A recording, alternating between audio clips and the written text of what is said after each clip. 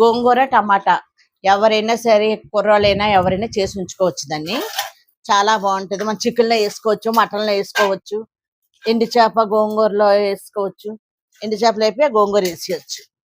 ఇదిగో గోంగూర ఇది 20 రూపాయలది. ఎన్ని వేసుకున్న పులుపు కదా మనకి పడతాయి ఎక్కువే. నేను 20 పచ్చిమిరపకాయలు వేస్తున్నాను. ఉల్లిపాయలు ఇంకా 3 ఉల్లిపాయలు ఇవి. టమాటాలు 4 టమాటాలు వేసుకుంటాను. చాలా మంది గోంగూర చింతపండు వేసుకోరు, నేను వేసుకుంటాను, నిల్వ ఉంచుకుంటాను కాబట్టి. పులుపు బాగుంటుంది అన్నింటిలోకి మనకి. దీంతో చింతపండు వేస్తాను. కారం 2 స్పూన్లు వేసేస్తున్నాను. 2 స్పూన్లన్నర వేస్తున్నాను. ఎన్ని వేసాక వాటర్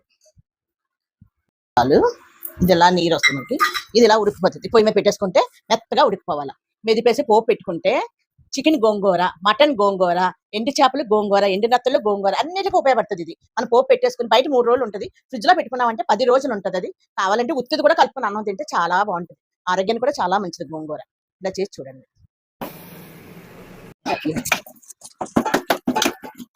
ఉడకబెట్టడం చూపించాను కదా, ఇప్పుడు పోపు వేసుకుంటాం.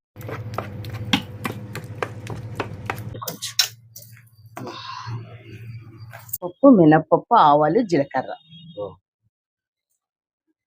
ఎండుమిరపకాయలు, పొడి కొంచెం